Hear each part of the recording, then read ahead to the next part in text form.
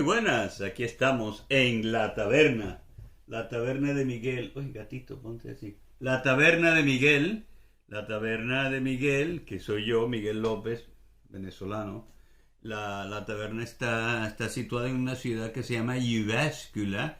Y Jyväskylä está a unos 300 kilómetros al norte de Helsinki. Y Helsinki, como saben, es la capital de Finlandia. O sea que la taberna está en Finlandia.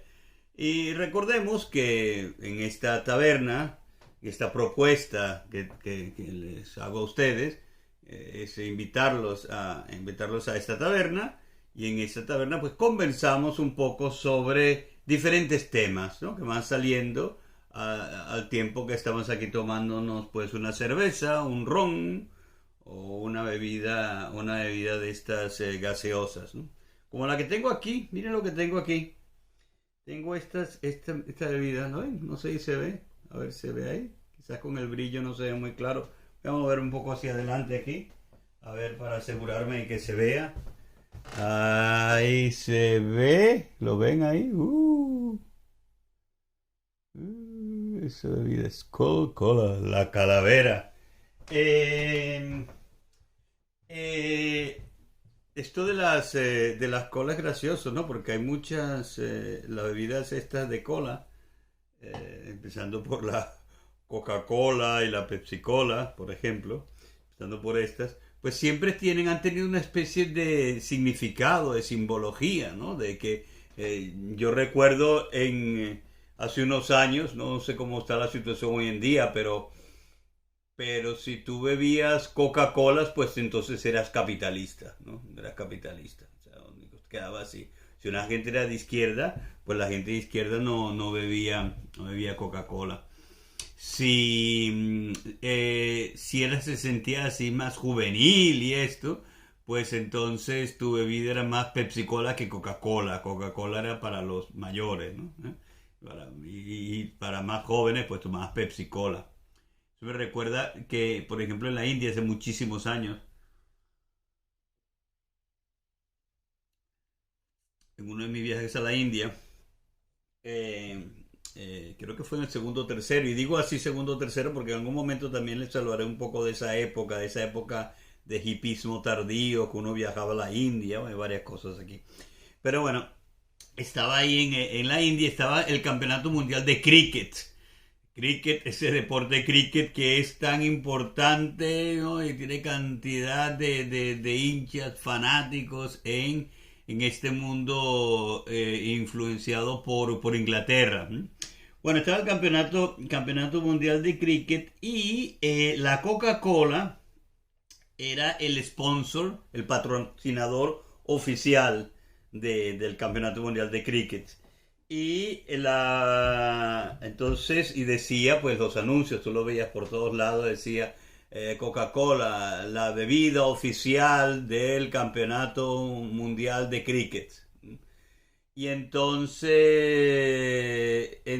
la Pepsi-Cola sacó una campaña que me parece extraordinaria, dirigida justamente a los jóvenes, ¿no? Que más o menos siempre ha sido la idea un poco que la Pepsi-Cola en muchos sitios es más para jóvenes, no es más juvenil, ¿no? Recordemos que creo que Michael Jackson, cuando él era joven, también anunciaba, que fue cuando se quemó la mano aquello, ¿no? En anuncio de Pepsi-Cola. Bueno, decía Pepsi-Cola, o sea, digamos era la contracampaña contra la Coca-Cola. Entonces decía, por todos lados también puesto, durante estos juegos, decía, de cricket, mundial de cricket, decía la Pepsi-Cola, nothing official about it, ¿no? O sea, que no, nada oficial en lo que se refiere a la Pepsi-Cola. Y claro, eso es una manera de dirigirse más a la gente joven, porque a la gente joven, pues, lo oficial le suena así como, ¿no?, muy viejo. Entonces, pues, nada oficial sobre la Pepsi-Cola. Eso, y luego en América Latina, ahí tenemos la Inca Cola, y luego las bebidas como toda esta idea de la Coca-Cola, sobre todo, ¿no? La Coca-Cola como capitalista, como de derechas y tal, como digamos la bebida del imperio norteamericano. Pues entonces muchos sitios han creado su propia Coca-Cola, su propia cola, perdón, su propia cola, con nombres, pues ahí en muchos países siempre hay una bebida de cola y que también tiene un cierto significado, digamos, de revolucionario, ¿no? Es gracioso. Bueno, esta no tiene nada de revolucionario, esto no es más que esta Skol Cola es la bebida que han sacado aquí en Finlandia. Es como tema, ¿no? Por el tema de Halloween. Y todo esto que estoy contándoles aquí en este comienzo de esta tarde aquí en la taberna, es porque quiero hablar un poco de el Popol Vuh. Popol Vuh. Pero no tanto, en realidad no voy a meterme tanto dentro de lo que es el Popol Vuh propiamente dicho, porque como siempre y como hemos convenido aquí en nuestra taberna, nosotros estamos conversando. Yo propongo temas, ¿m? Y doy algunas ideas, algunas opiniones, ¿no? Que ustedes pues buscan y digamos se hacen su propia idea buscando información. Yo les doy obviamente unos datos generales y trato de que se interesen ustedes por los temas los cuales hablamos aquí. Decía que el Popol Vuh, y fijaros que estoy hablando del Popol Vuh y estoy en una época de Halloween. Uno puede decir, bueno, esto es un accidente. No, realmente lo había planificado de que hoy, aquí en la taberna, proponía hablar sobre el Popol Vuh en esta época de Halloween y de la cola. Todo esto tiene una relación. Vamos a ver cómo la explico. Para empezar, a mí me disgusta un poco la influencia de, digamos, supuestas tradiciones de otras culturas que luego en la cultura que considero propia son aceptadas de una manera como si fueran algo extraordinariamente fantástico e increíble y que ahora tenemos que nosotros también disfrutar de esta maravilla de evento que nos propone la otra cultura, cuando sabemos que muchas veces esto no es más que un producto empaquetado para que tú consumas tu bebida de cola en este caso, o cualquier cosa, máscaras y demás en el caso de Halloween, ¿no? En este caso en particular. Eso es una parte, eso es una parte. Pero yo he pensado esto, o sea, yo diría que a mí me molesta Halloween, que yo lo que quiero para mi cultura, estaría mucho más a favor del Día de los Muertos. Entonces, claro, si alguien, como siempre, recordemos la idea de aquí que repetiré muchas veces, busquen en Google, ¿no? Halloween, busquen en Google Día de los Muertos y a ver qué dice y si alguien no sabe de qué estoy hablando, ¿no? Día de los Muertos, obviamente, es la celebración conocida en México y que se ascendió también por otros países centroamericanos y eso. Y de hecho hubo una película creo que se llamaba Coco, muy buena, me pareció fantástica, que vi con mis niños hace unos años. Coco, la recomiendo, busquen Coco, la película, está muy bien, está chévere. Bueno, sobre eso, entonces hay gente que empieza digamos, a discutir sobre, oye, eso de Halloween es una cosa que nos impone el imperio, ¿no? Y otra, nosotros tenemos el Día de los Muertos. Bueno, todo bien, perfecto, tal y cual como queramos, pero yo que si bien, digamos que soy de estos que son un poco testarudos en lo que se refiere a que me molestan estas cosas que vienen así de fuera, pero también me he dado cuenta de que si yo empiezo a pensar de esa manera, a estar en contra de las cosas, costumbres que vienen de fuera, que sé que están empaquetadas, y es un negocio, digo que es empaquetado, porque yo me lo imagino como un producto en un paquete, por eso dice que viene un producto, mira, cómprame esto. Si yo me empiezo a molestar realmente y hacer, digamos, campaña pública activa en contra de algo como Halloween, que de verdad que me parece desagradable, a mí no me gusta Halloween. Pero, y entonces empiezo a defender el Día de los Muertos, por ejemplo, o alguna, aquí en el caso de Finlandia, pone esas propias traducciones aquí en Finlandia sobre esta época del año, del otoño, la mezcla con la religión cristiana y todas estas cosas, ¿no? Que hay. Y entonces, si yo empiezo a criticarlo, de alguna manera estoy haciendo, digamos, un flaco favor a algo que para mí es mucho más importante, que es la mezcla de culturas. Quizás el decir multicultural no sería lo correcto. No es una palabra que por cuestiones tampoco me guste ni un concepto mucho, pero sí me gusta la idea del mestizaje. Digo, me gusta la idea del mestizaje no tanto porque sea, ser mestizo y la mezcla es un producto final mejor. El ser humano es mejor al ser mestizo. Al ser mestizo me refiero culturalmente, ¿eh? Sincretismo mezclado de diferentes culturas y este ser pues es un mestizo cultural, como yo lo soy. Eso no significa que seamos mejores, pero que me parece que el mundo es mestizo. Entonces, el mundo es mestizo. El blanquito finlandés, si estamos hablando de piel, o blanquito y rubito y tal, quiera o no, él es mestizo, culturalmente mestizo. Su lengua, el finés, que es una lengua que no pertenece al mundo indoeuropeo, es de todas maneras mestiza. Tiene influencias de diferentes idiomas que, si bien tiene una estructura que la diferencia del resto de las lenguas indoeuropeas, sin embargo, tú reconoces cantidad de palabras que vienen, que son tomadas del alemán o del sueco, y que estas a su vez vienen del griego, del latín, y estas a su vez acaban viniendo pues algunas del sánscrito, todo el pali, otro no sé de qué. Entonces es así, ¿no? Cuando un finlandés está comiéndose un aguacate y dice abocado, pues está utilizando una palabra nahua o nahuatl, ¿no? O cuando dice chocolate también, bueno, pues es así. Es lo que es. Y entonces todos somos, ya es un mestizaje. Si fuéramos a cuestiones de genes y eso, que eso suena terrible, oye, de una manera u otra, ahí siempre va a haber algo de otro.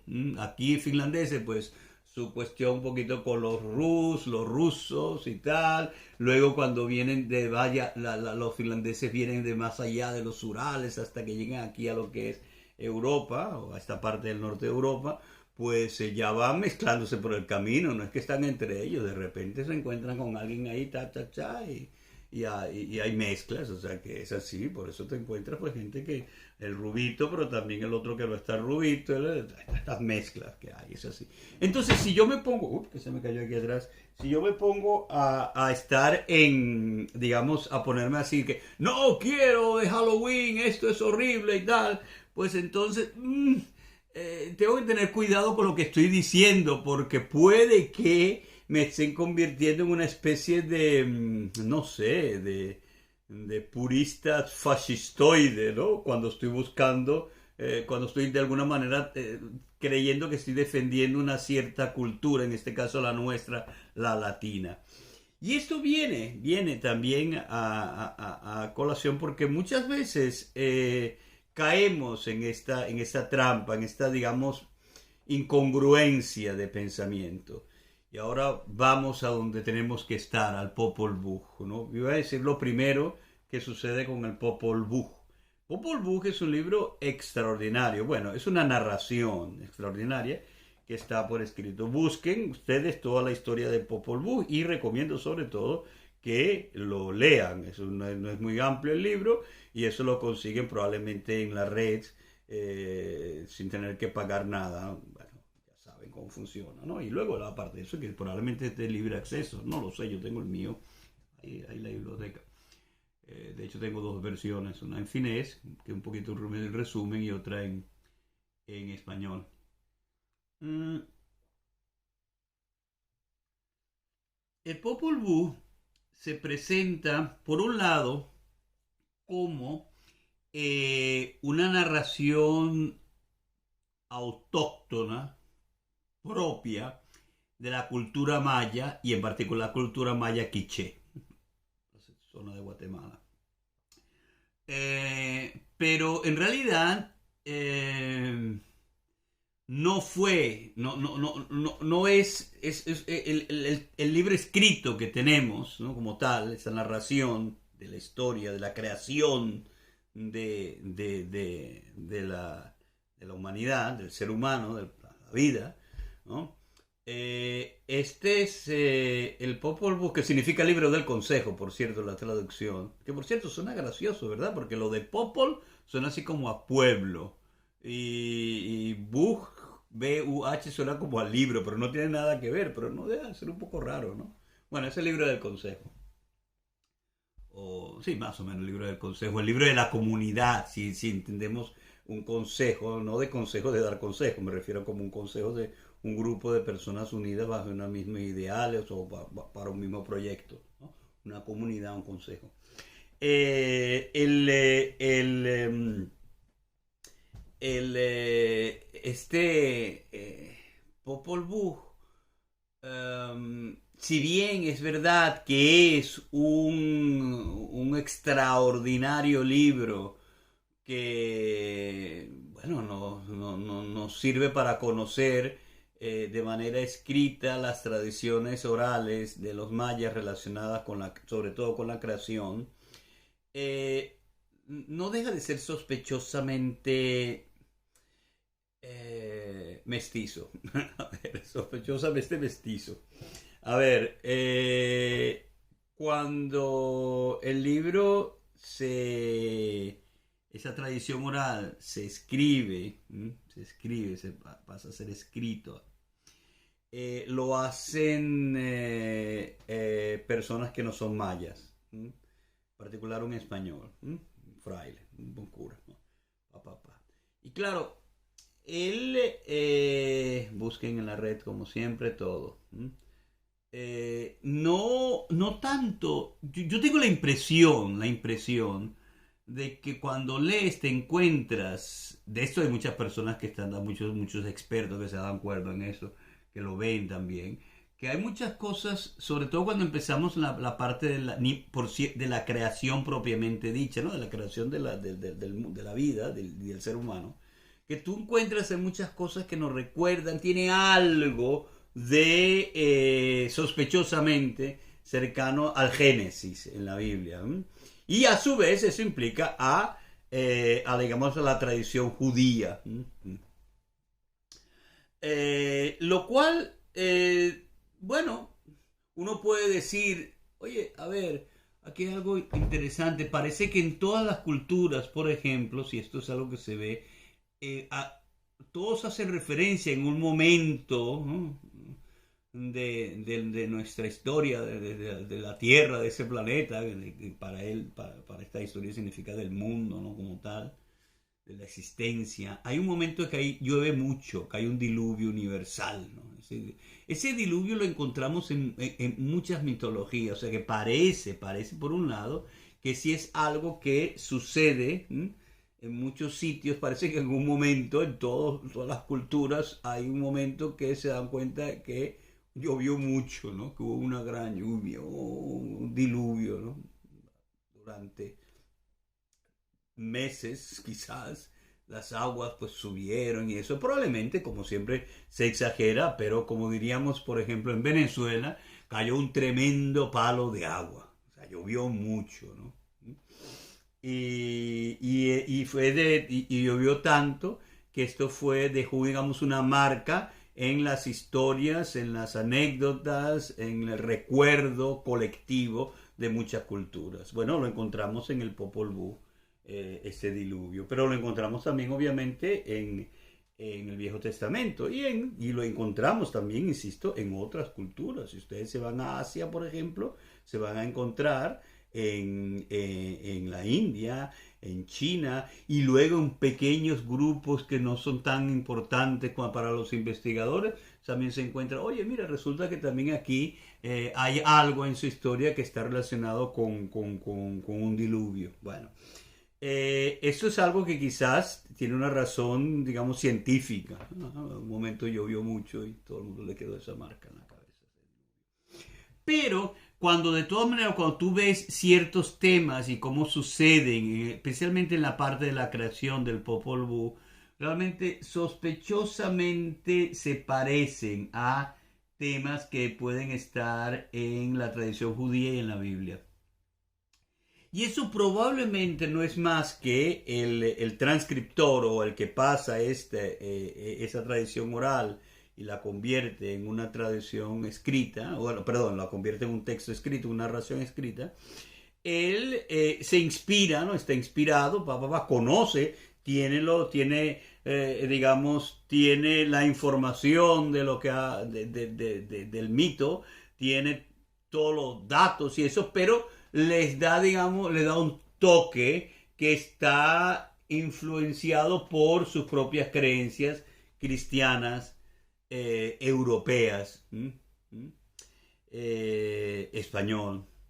Entonces, esto no le quita valor, no le quita la más mínima importancia a Popol Vuh, porque si la quitase, entonces yo estaría ahora diciendo que me molestaría ese tipo de mestizaje que hay ahí. Es decir, a mí me parece que como un todo es interesante Popol Vuh, aunque tengan que veamos ahí ciertas cuestiones relacionadas con influencia cristiana dentro del libro. Pero eso es una parte únicamente. Lo cierto es que el libro es muy original, el texto que leemos aquí es muy original y aparte de eso es un texto que nos inspira, ¿no? Que nos abre la imaginación, que es algo que a mí me encanta cuando estoy leyendo algo, no tanto la emoción de la aventura, de que pase eso, sino no, que en una frase pues me inspire a pensar algo más. Y en ese sentido recomiendo el Popol Vuh, que lo encontrarán obviamente si alguien que no es hispanoparlante está escuchando esta pequeña conversación que tenemos aquí en la taberna, pues lo encuentran en su propia lengua, sea alemán, sea en ruso, sea en chino, no sé, en todo lo encuentran. En finés está, obviamente. Eh, digo de ser en finés, obviamente, porque insisto, recuerden que yo vivo en Finlandia y que tengo toda la vida viviendo aquí en Finlandia. Entonces por eso muchas veces pues digo algo relacionado con Finlandia. También en los mixtos de creación de aquí de Finlandia hay cuestiones que son comunes a otras culturas, a veces digamos accidentalmente, ¿no? Porque bueno, parece que son digamos no una especie de recuerdos originales que tienen las culturas y otras porque si bien la gente cree aquí que es muy típico finlandés o de un pueblo finlandés, pues de hecho lo cierto es que muchas cosas también han venido de afuera y se han metido dentro de lo que se convierte después las tradiciones de aquí, de Finlandia. Lo mismo que sucede en todos lados. Por eso había empezado pues conversando sobre esto, sobre la Coca-Cola y lo que uno piensa que está bien y que está mal y que lo correcto es lo mío y lo que viene de afuera está mal y la mezcla estropea lo que yo tengo. No, no lo sé. Sería tan grave decir esto como que, por ejemplo, mis hijos, que son una mezcla entre todo lo que yo soy, el mestizo que yo soy, y luego mi esposa finlandesa, pues entonces diría que sería casi como criticar a mi propio ser vital, a los hijos, ¿no? Porque somos mezclas culturales. Mis hijos comen sus arepas de Venezuela, sus arepas de maíz, ahí vamos, que están hechas de maíz, pero sin duda que cuando las rellenan, pues las ponen más al gusto de lo que sería su cultura aquí en Finlandia, ¿no? Pues que no les ponga, yo le pondría, pues no sé, diablitos, que es un producto, busquen ahí diablito Underwood, que todos los venezolanos, oh, arepas con diablitos, sobre todo los de mi época. Y ellos les parece los diablitos, pues si les pongo les parece que fuera una comida para gatos. O sea, así el olor que sale de este jamón endiablado, picante, pues les huele a ellos, mis hijos, eso. Pero ¿cómo te puede gustar eso? Eso huele igual que la comida del gato. Bueno, pues así. Bueno, pero eso estamos así, y ese es el mestizaje. Bueno.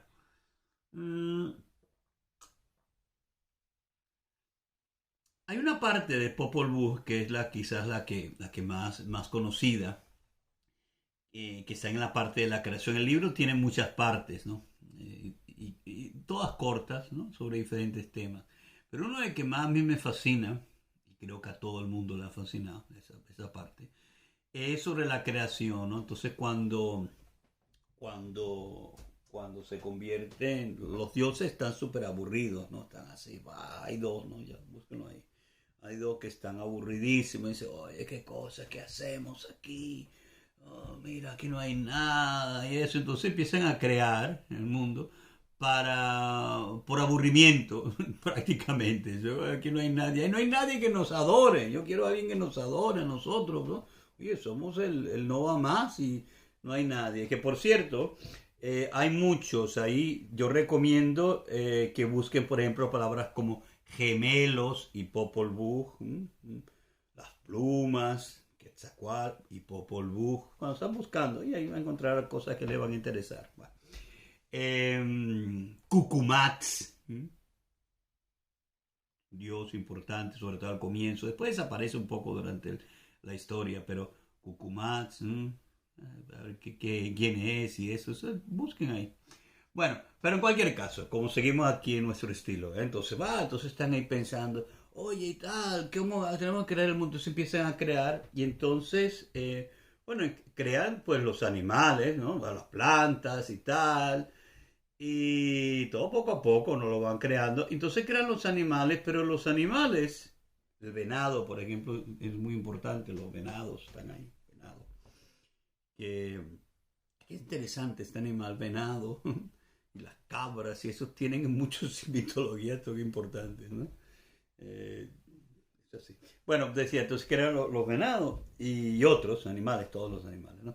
Y pájaros y tal. Y entonces, cuando los oyen a los animales como hablan, ¿no? Que emiten ruidos raros. Ruido raro, ¿no?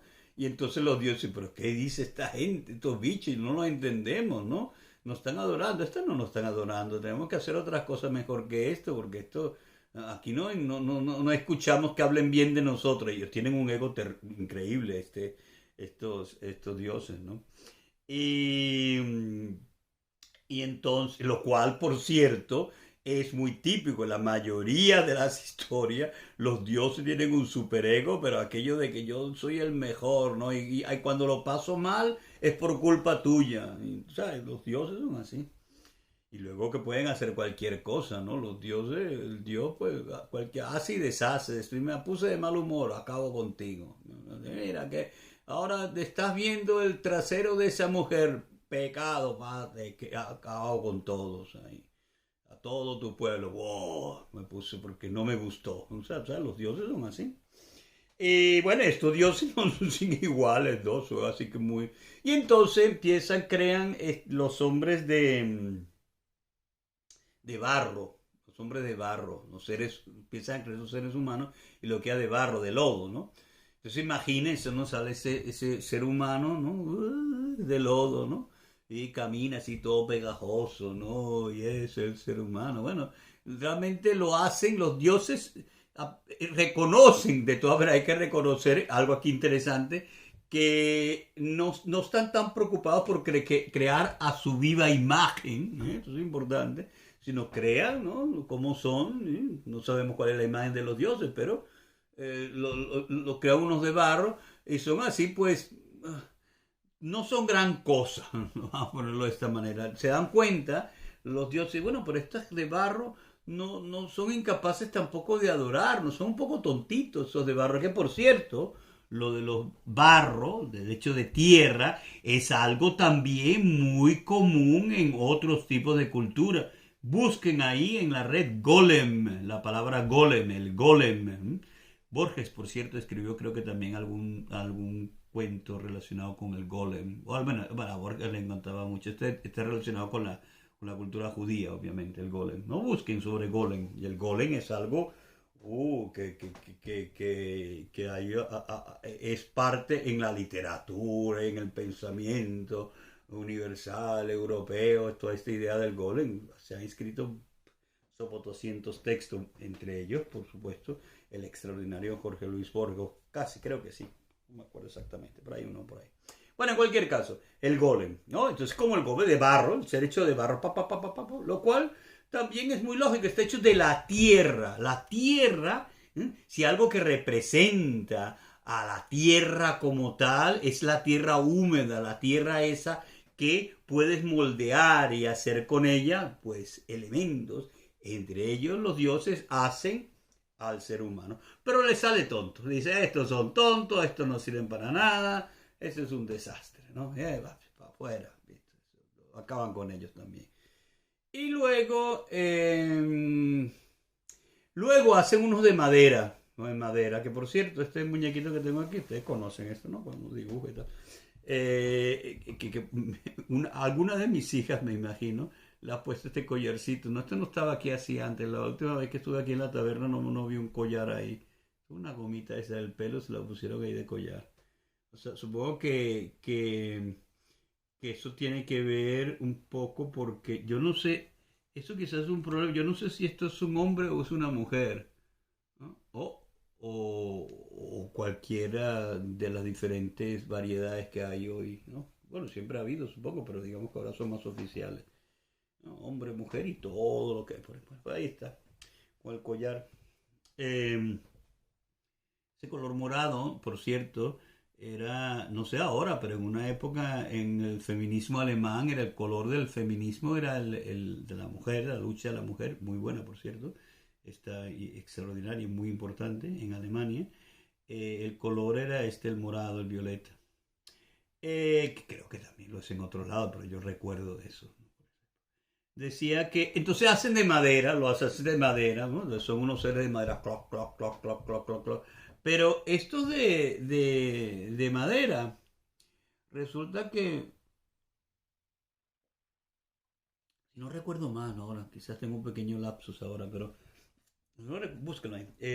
Los de madera eh, se convierten también son tontitos, ¿no? Tienen su cabecita así de madera y tal, ¿no? Pero tampoco son capaces de adorar a los dioses, tampoco son capaces de ver más allá de ellos mismos, ¿no?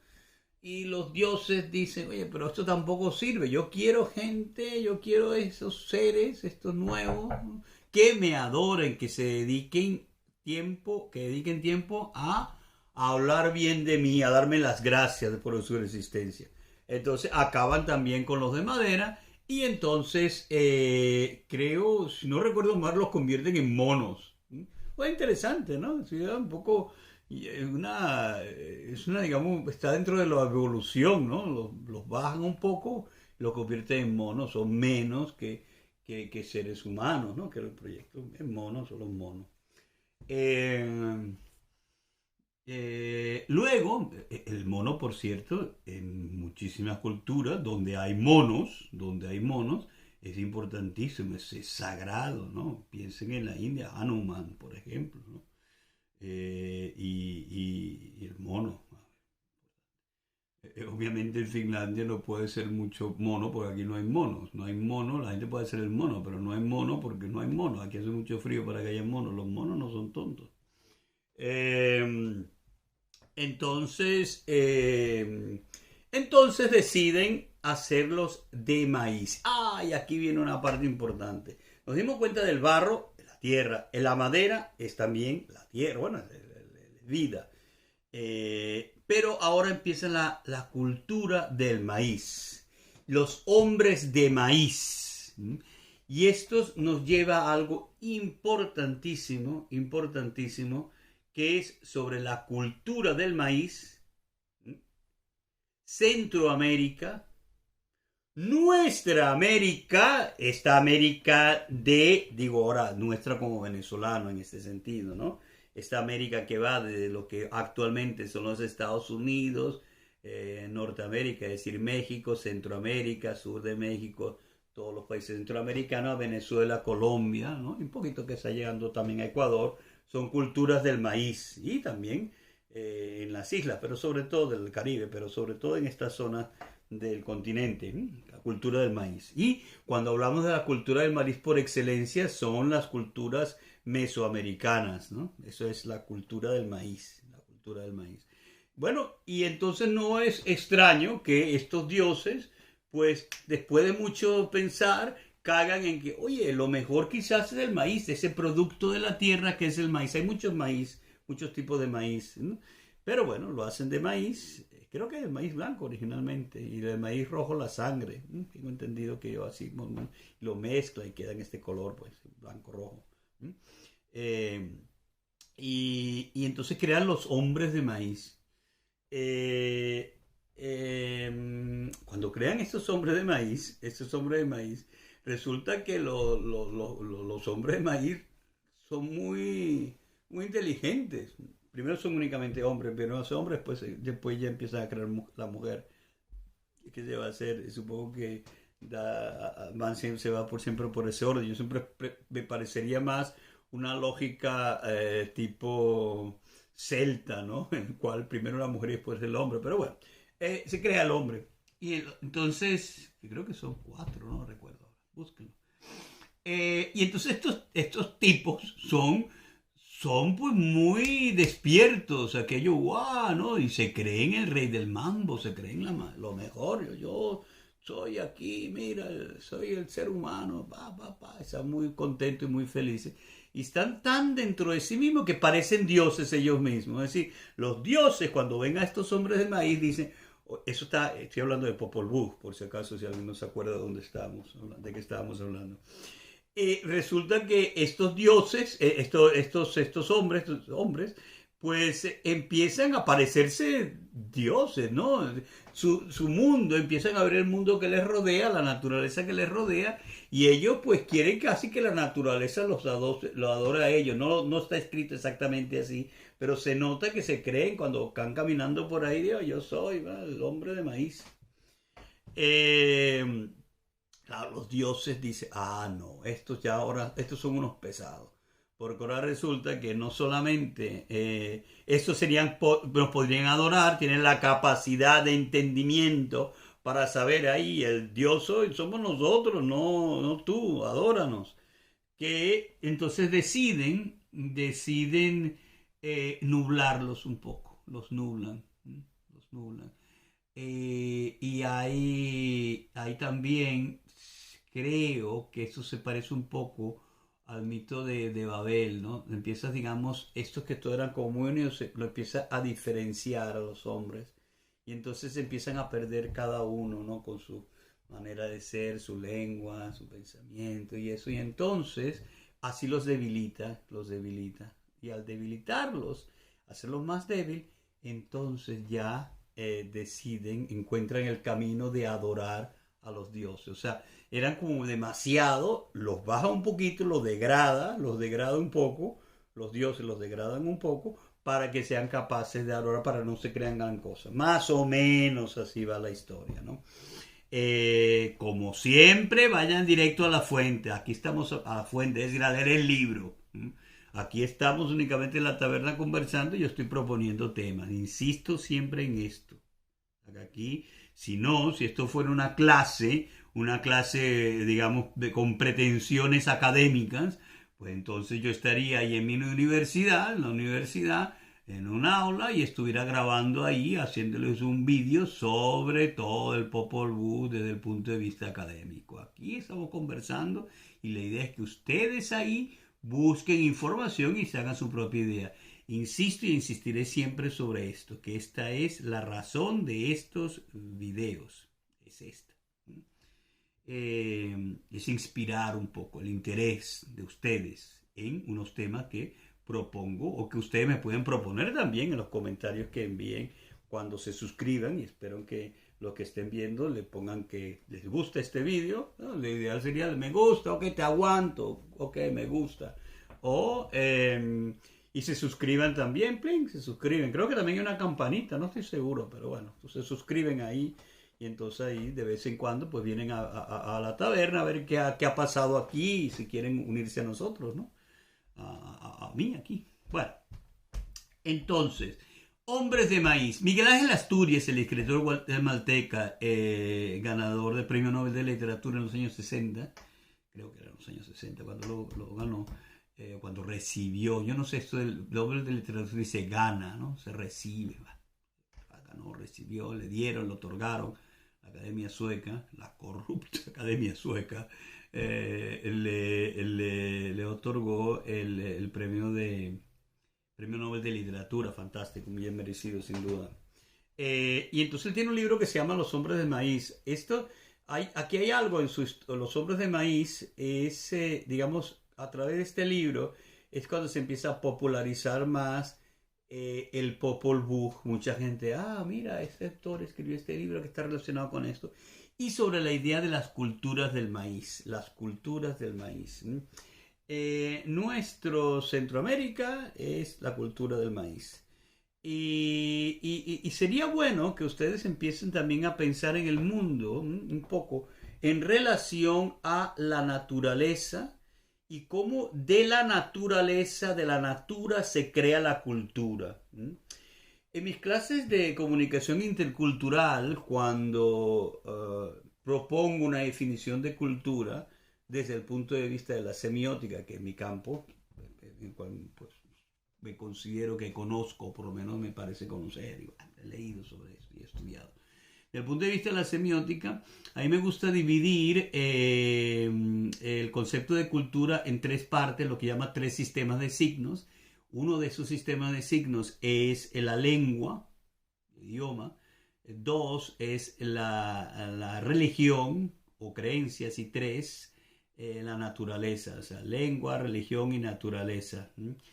Y que estos tres en conjuntos forman lo que podemos definir como cultura. O sea, que más que definir cultura propiamente dicho, lo que hago es que busco los tres sistemas de signos que le dan cuerpo a cómo entendemos los semiólogos a la cultura, ¿no? Son diferentes sistemas de signos que juntos pues forman lo que conocemos como cultura. Esto lo pueden ver de una manera muy sencilla. Si yo digo que por ejemplo la cultura latinoamericana, ¿no? Hablamos de cultura latinoamericana en general. Si yo le aplico, si hablo de cultura, puedo hablar de cultura latinoamericana. Entonces tengo que ver la lengua o lenguas, la religión y la naturaleza. Y todo ese conjunto nos sirve para buscar una definición de lo que puede ser o proponer una definición de cultura latinoamericana. Sobre esto será uno de los tantos temas de los cuales hablaremos aquí en nuestra taberna. Pero la cultura del maíz, en esos tres sistemas de signos, en los últimos años, yo me decanto por considerar a la naturaleza como el sistema más importante de signos, es decir, a la naturaleza, olvídelo del sistema de signos, la naturaleza como lo más importante para definir cultura. O sea, casi diría que la cultura es una especie de transformación de la natura. O sea, la transformación de la cultura, de la naturaleza, crea cultura o se convierte en cultura. La cultura es la naturaleza transformada. Y si por utilizar la palabra en vez de naturaleza, decimos natura, entonces suena hasta mejor, natura y cultura. De la natura, la cultura. Nosotros, pues, los seres humanos, transformamos la naturaleza es el hábitat donde estamos, lo que nos rodea, ¿no? Nuestro mundo, y esa transformación se convierte en una de las señas de identidad más importantes para definir nuestra cultura. El maíz es la de Centroamérica. El producto por excelencia, la vida, la que le da vida a Mesoamérica, es el maíz. No es la papa, la batata, no es el arroz, ¿no? Aquí se come mucho arroz y ya, pero no es el arroz, es el maíz, es el maíz. Así como en Finlandia, por ejemplo, es la madera. Finlandia es la madera. Y lo que te da la naturaleza que te rodea, es la que también te da el tempo como vive, los ritmos de la naturaleza, y eso no tiene nada de magia, ¿eh? Y hablando de estaciones del año, de sol, de luz, todo eso, totalmente científico, ¿no? Es que eso te da también una manera de organizar tu vida que se convierte en tu cultura. Las creencias, imagínense, hablaremos, pero ¿por qué creen que en sitios donde hace mucho calor, bueno, donde hace mucho calor no, donde hay desiertos, ¿no? Desierto significa tormentas de arena, tormenta de arena significa un montón de, pues, cómo te cubres para esto? ¿Cómo puedes caminar? No vas a caminar así vestido con un tanga y no sé qué, no, sin camisa, no, tienes que montar un montón de trapos encima, ¿no? Quizás cubrirte el pelo para que no se te llene todo de arena y todo cubierto, que solo si un poquito se vea los ojos y tal, únicamente para seguir adelante, quizás poner hasta una malla, ¿no? Para cubrirte. Bueno, pues ahí lo tenemos, ¿no? Piensen un poquito. Después las religiones se apropian de esto y les dan otro significado, pero en principio es una función totalmente práctica. Bueno, el maíz, estas son las culturas del maíz. Yo mismo pertenezco a la cultura del maíz y lo noto además. Es decir, para mí el maíz, ese cuando yo digo las arepas, ¿no? La comida, y luego las cachapas en Venezuela también, y muchos productos que están relacionados con la tierra, ¿m?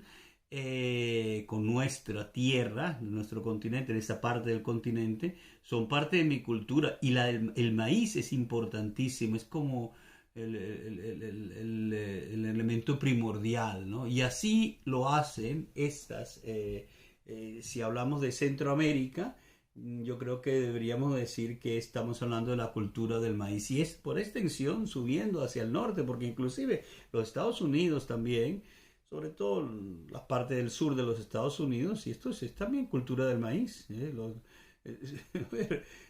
Popcorn.